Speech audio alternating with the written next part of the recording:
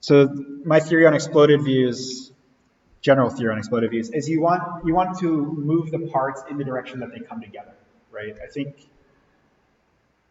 I'm hoping exploded views are not new to you guys. I know that it's introduced in DES 240. Actually, no, it's introduced in DES 140, and again in DES 240. I'm sure you've encountered it in other places.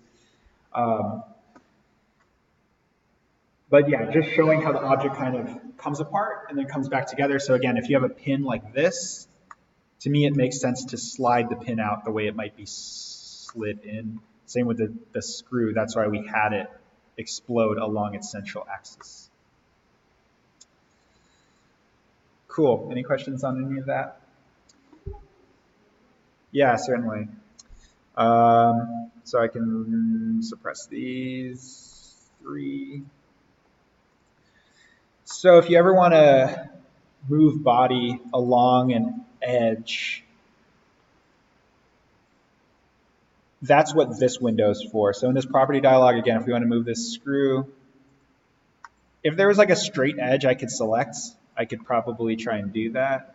Let's see, it probably won't let me click that, yeah. But like in theory, I could click like this edge because that's a straight line, and now it's going to move it left to right. But that's not what we want to do. We want to move the screw in the direction that it would be screwed into the part. What I did is I went to hide show, I turned everything on, and then I also made sure that this was depressed as well, temporary axes. So again, go back there, make sure this is pushed in. And what that does is it gives you all these blue axes anywhere there's a circle. An axis. Axes as plural. I don't know if my pronunciation is right. But anyway, if you hover over it, you get dotted lines by your cursor. It turns orange. You can click on that. And now if I add an amount to that, like 0.8 inches, I have now moved this screw along its center of rotation. Does that make sense? Cool. Now, the other thing with doing these manual exploded views, and again, manual because we're doing it kind of one command at a time in a part, you can always select all of these, right-click on them, and put them into a folder. You can say add to new folder, and you could say like explode. And now you can hit suppress to put them all together, or unsuppress to break them all apart. So again, that is an exploded view within a part.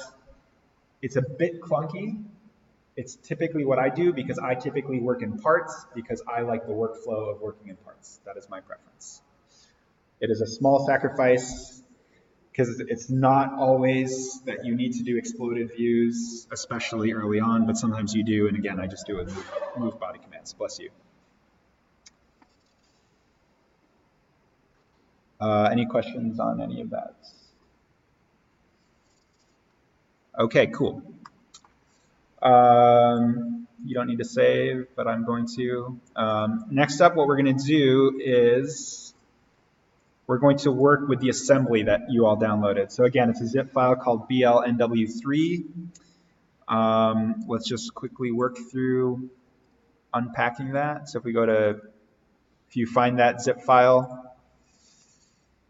you can create a new folder and select and drag them into the new folder. You can right-click on this and say extract all. It's going to say, hey, where do you want to put it? But it's going to default to creating a new folder in the exact location where it is, and you can just say, sure, extract.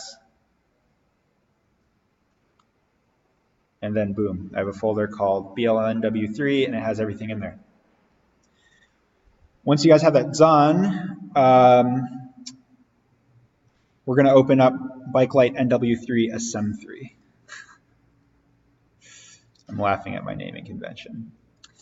So again, file open. You want to open up this part file. I did not realize that's already open. I'm going to close my files. I may have inadvertently already opened something that I did not intend to. Oh, yes, I did already have it opened. Anyway.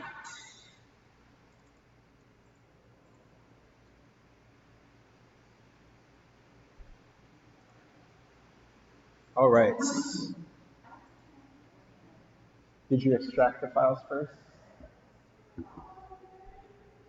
All right, so once you have this open, assemblies have like a much cleaner way of doing exploded views, which is, again, that's how the program was designed, to do multi-parts in an assembly. There is a command up here in your assembly file called exploded view. It looks like a Tetris piece with a little cube and dotted line. Mine was there by default. If for some reason yours isn't, I'm going to guess that it's under tools, or sorry, yes, tools, customize, commands, assembly, and I'm going to assume it's here somewhere. Yep, there it is. But anyway, we're going to go ahead and click on that. And now it's saying, hey, what steps do you want to be exploded? So here you can select different parts. So here we pick the lens. And again, you can see it's a very similar dialog, except it's all one command. And again, just kind of click and drag. You can do it the same way we did, where you move it all incrementally at the same time. So again, I could type in, like, for some reason mine defaulted to millimeters. Maybe your guys did too. But I could say 15 millimeters and then say apply, or oops, wait, sorry, and then click away. And then select more things. So now you'll notice this file actually has some of the guts I downloaded. I'll be honest, I don't know why it's doing this unevenly.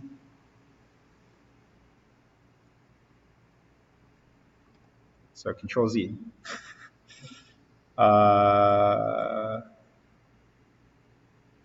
Let's see, let's drag this and see what happens. Oh, it's moving at different rates. So, okay, let's do this again. You can always delete steps. You can select them and delete them if you're not happy.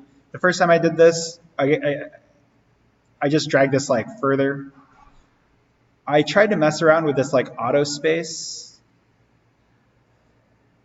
Let's try this. I think that's how that works. I think if you select multiple components and have auto space checked as you drag it. But see, I don't quite understand why one is moving so much faster than the other. I'll be honest with you guys. I guess you can change how much that is with the slider.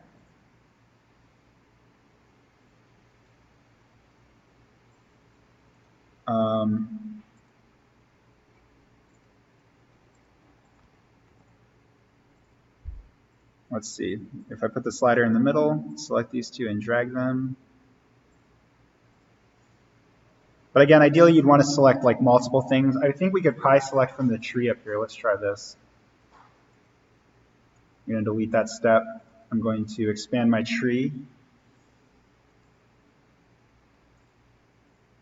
I'm going to select a bunch of things at once. Actually, I'm just going to select everything. Make sure auto spacing is on and drag this. There you go. That made our life easy.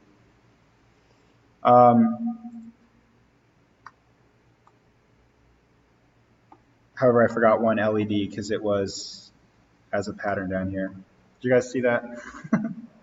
Again, I'll be honest, I don't really use this tool too much. Probably you guys noticed that right away. But if you click on the exploded view, if you have auto space checked, I have this like about in the middle, the slider in the middle. I went here for the steps and I literally just, or here in the, what it is I want to move, I selected everything at once. And I clicked on this Z and I just dragged it forward. And it basically just gave me an even exploded view across the board. You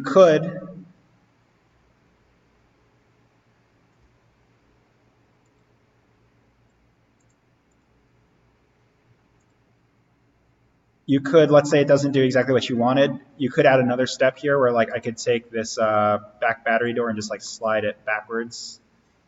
Maybe it's going the wrong way. So you can do some manual steps to it as well. What happens is, or sorry, because we're in an assembly, right, you notice that there's no tree here, and it's not like there's an exploded view in the tree. It creates something called a configuration, which is 2 tabs over. I don't know what it looks like by default. It might look like this, but if you click on the arrow and on the arrow again, it will create drop-down menus for the exploded view. If you do this, it should show you each step. But you can right-click on this and you can say Edit Feature if you want to change the way that it's exploded. You can click on Collapse, which will put everything back together, or you can right-click and click on Explode to switch back and forth between the two. So again, that's like SolidWorks. That's their intended exploded view feature command, which is within an assembly.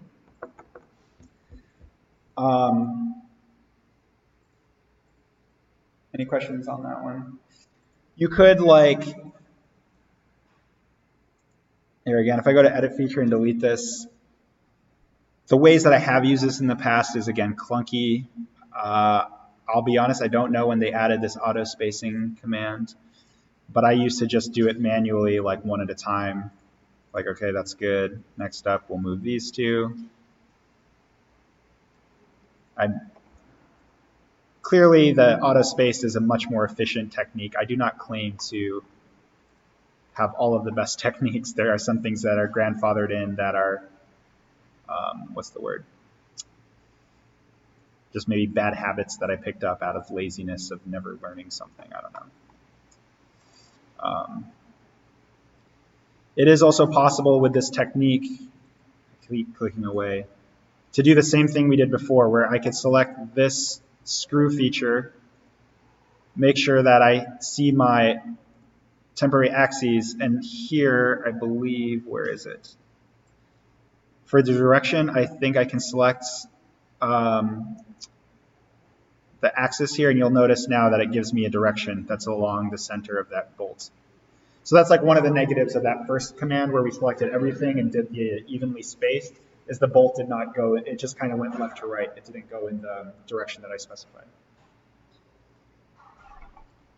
Cool. Any questions on any of this? One thing I forgot to talk about that I kind of glossed over, and it's how I created this model. So let's use, again, kind of like an example of how I approach this build.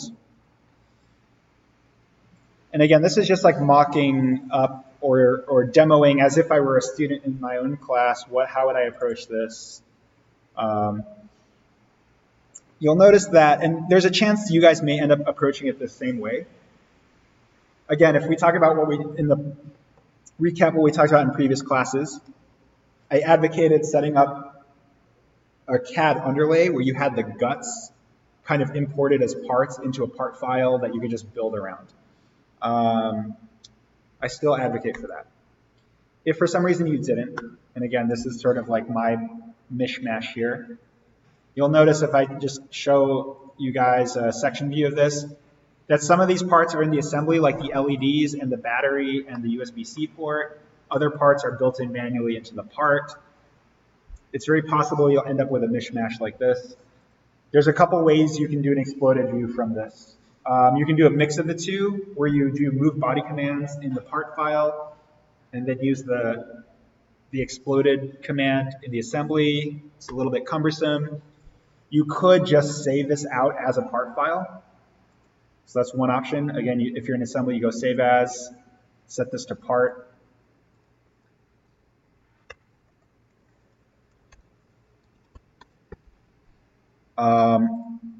And then now when I open this up, I could do it again with the manual body commands.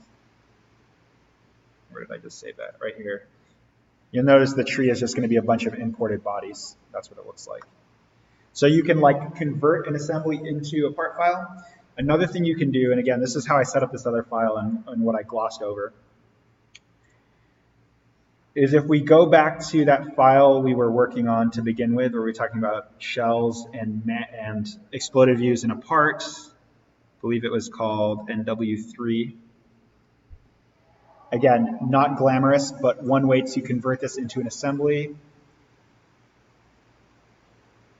is to simply go to your solid bodies, select all but one, hit delete. It's going to give you a delete body command. And now I can save this as a new part. I can then edit this command, change what's deleted. Again, save as, give it a new name.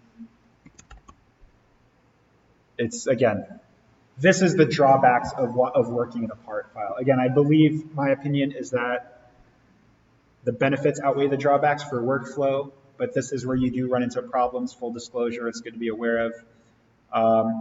But basically, this is a way to part out a file, so to create to convert parts into single body parts that can then be put into assembly. The good news is, if I create a new assembly from these two parts I just created, you don't have to worry about placing them in alignment with each other. So if I click on lens and just click the check mark, you'll notice if I go insert component and look for that part I just created called funnel, and again, just click the check mark, it automatically aligns it where it needs to go, because it was all created from the same part, and it will all orient itself to those, the origin, the right plane, the top plane, the front plane. So literally, that's how I created this assembly to get all these parts in here. I basically just deleted out parts.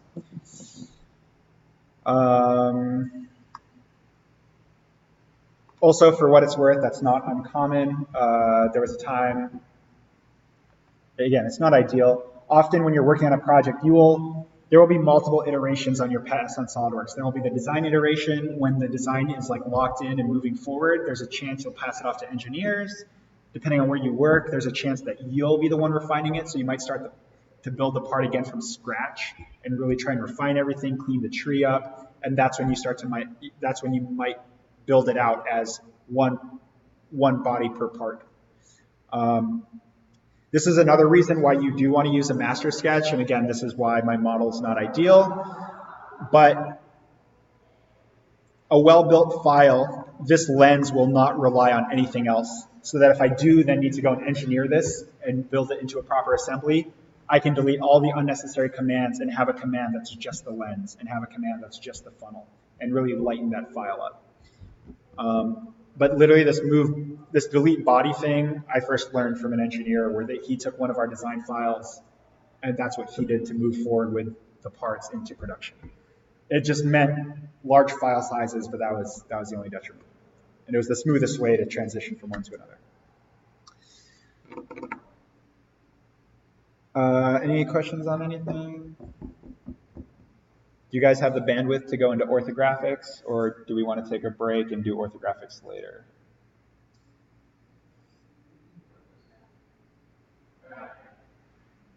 Okay, yeah, no one, I'll keep it, how about this? I'll just do it really quick. It's just a recap.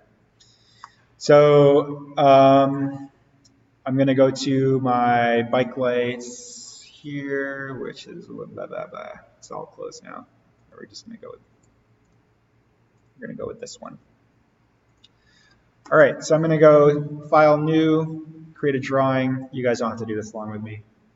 Click on OK. It's going to ask you for these standard sizes. I often just go custom sheet size.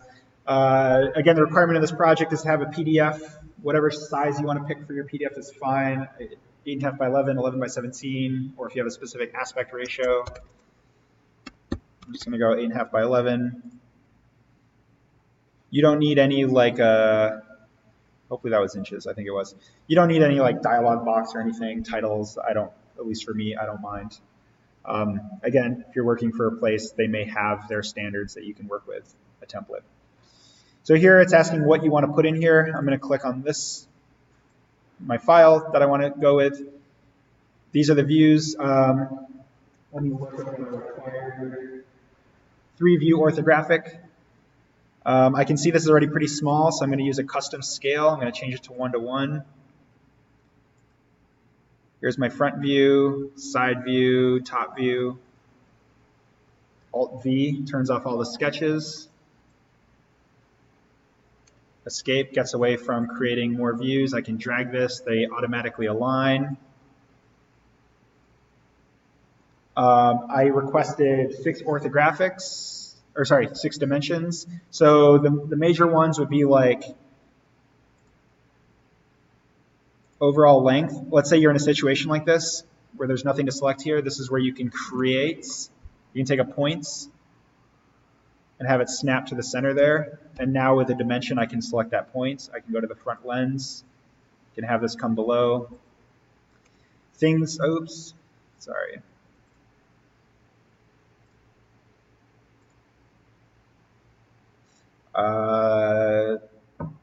You can say leave this dimension, no, make this dimension driven. Basically, because we're going to a point, that's why this pops up, because we're going to a sketch, not to a part on the, not to a actual physical edge on the part. Things that I will be removing points for as a recap. So let's say we want, or maybe here, another logical dimension would be the battery to maybe the collar. Don't do this. Why is this bad? Because the lines are crossing here. If you can avoid crossing lines, you want to go like this. And again, I'm talking about crossing dimension lines. And I think someone asked me a good question last class. You do not need to worry about these rules when you are dimensioning within a sketch in SolidWorks. That's okay. That's for you. That can be messy. These rules are really just rule of thumb for having a pretty orthographic drawing. Again, it's all for the sake of clarity. Engineers and stuff, they'll appreciate that. Some people would say that a better way to do this dimension, because you're crossing over the ring here, would be to go like this. I tend to group my dimensions, so if I'm going that way with that one, I would probably go that way with this one too. Reasoning for that, again, if you're looking and studying the file, this is kind of confusing, it's split apart. This way, at least they're kind of located in the same area. Again, as long as you have 6 orthographics, or sorry, 6 dimensions, that's what matters to me. This symbol means diameter. Circle with a line through it.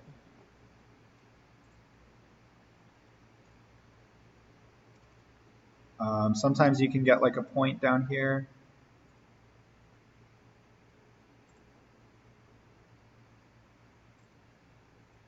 Crossing over with things like this is okay. That's unavoidable. It is avoidable if you want. You can click this and drag it. That's another way to treat this. But for what it's worth, I will not remove points for something like that. Cool. Any questions on anything? Again, just be logical. Overall, have the overall width, height, depth, and then pick 3 more that you want to do. For what it's worth, crossing lines like this is also okay. This is an acceptable cross. This is not an acceptable cross. If you want like a set rule, the question goes, is it possible to avoid crossing? If the answer is yes, then do that. If it's not, then you're probably okay. Cool. Reminder that once you have your drawings done, I believe you go save as, and here you can set this to PDF or JPEG to export it from SolidWorks to put into your presentation. Line work is okay. In fact, I would encourage line work for this. Wireframe, I would not do the fill. I definitely would not do this one where there's no tangent lines. If you do want to put color in, then I would color your model as you would intend in SolidWorks. If you have like weird ice cream colors or something, it just doesn't look good in my opinion. And again, the safest thing to do is just do this this wireframe display state.